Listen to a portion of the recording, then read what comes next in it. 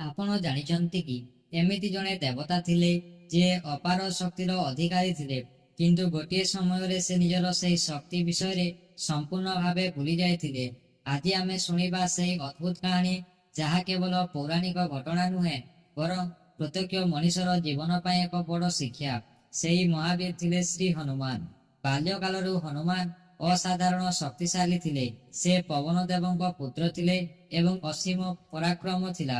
ଦିନେ ସକାଳେ ଉଦୟମାନ ସୂର୍ଯ୍ୟଙ୍କୁ ସେ ଗୋଟିଏ ପାଚିଲା ଫଳ ବୋଲି ଭାବିଲେ।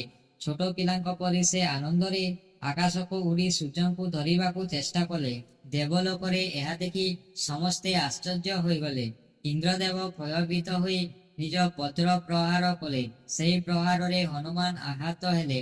ପବନ ଦେବ କ୍ରୋଧିତ ହୋଇ ସମଗ୍ର ସୃଷ୍ଟିରୁ ବାୟୁ ପ୍ରବାହ ବନ୍ଦ କରିଦେଲେ। ସମସ୍ତ ଜୀବଜଗତ ସଙ୍କଟରେ ପଡ଼ିଗଲା। ତାପରେ ସମସ୍ତ ଦେବତା ଏକାଠି ହୋଇ ହନୁମାନଙ୍କୁ ଅନେକ ଦିବ୍ୟ ବରଦାନ ଦେଲେ। ସେମାନେ ତାଙ୍କୁ ଅଜେୟ ଶକ୍ତି, ବୁଦ୍ଧି, ସାହସ ଓ ଦୀର୍ଘାୟୁର ଆଶୀର୍ବାଦ ପ୍ରଦାନ କଲେ। କିନ୍ତୁ ବାଲ୍ୟକାଳରେ ହନୁମାନଙ୍କ ଦୁଷ୍ଟାମି ବଢ଼ିବାରୁ କିଛି ମହର୍ଷି ତାଙ୍କୁ ଏକ ଅଭିଶାପ ଦେଲେ। ସେମାନେ କହିଲେ, ତୁମେ ନିଜର ଦିବ୍ୟ ଶକ୍ତିକୁ ସେ ପର୍ଯ୍ୟନ୍ତ ଭୁଲି ରହିବ ଯେ ପର୍ଯ୍ୟନ୍ତ କେହି ତୁମକୁ ତାହାର ସ୍ମରଣ କରାଇବେ ନାହିଁ। ସମୟ ବିତିଗଲା।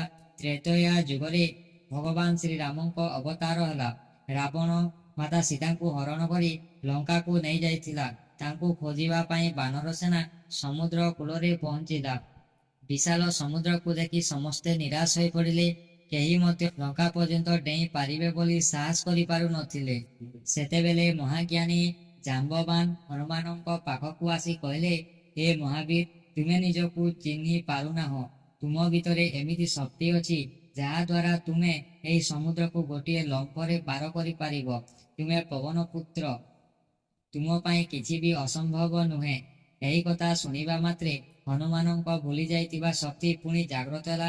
ତାଙ୍କ ମନରେ ଅପାର ଆତ୍ମବିଶ୍ୱାସ ଫେରିଆସିଲା। ସେ ଭଗବାନ ଶ୍ରୀକୃଷ୍ଣଙ୍କୁ ସ୍ମରଣ କରି ଉଚ୍ଚସ୍ୱରରେ ଜୟ ଶ୍ରୀରାମ ବୋଲି ଗର୍ଜନ କଲେ। ତାପରେ ଗୋଟିଏ ବିଶାଳ ଲମ୍ଫ ମାରି 100 ଯୋଜନା ବିସ୍ତୃତ ସମୁଦ୍ରକୁ ପାର କରି ଲଙ୍କାରେ ପହଞ୍ଚିଗଲେ।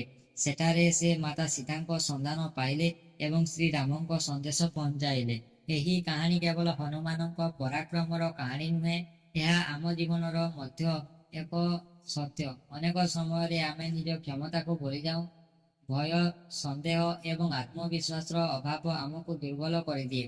କିନ୍ତୁ ଯେତେବେଳେ ଆମେ ନିଜ ଉପରେ ବିଶ୍ୱାସ କରୁ ଏବଂ ଭଗବାନଙ୍କ ଆଶୀର୍ବାଦକୁ ସ୍ମରଣ କରୁ, ସେତେବେଳେ କୌଣସି ବାଧା ଆମକୁ ରୋକିପାରେ ନାହିଁ। ତେଣୁ ସବୁବେଳେ ମନେ ରଖନ୍ତୁ, ଆପଣଙ୍କ ଭିତରେ ମଧ୍ୟ ହନୁମାନଙ୍କ ପରି ଅସୀମ ଶକ୍ତି ଲୁଚି ରହିଛି। କେବଳ ତାହାକୁ ଚିହ୍ନିବା ଓ ଜାଗ୍ରତ କରିବା ଆବଶ୍ୟକ। ଜୟ ଶ୍ରୀରାମ, ଜୟ ବଜରଙ୍ଗବଲି।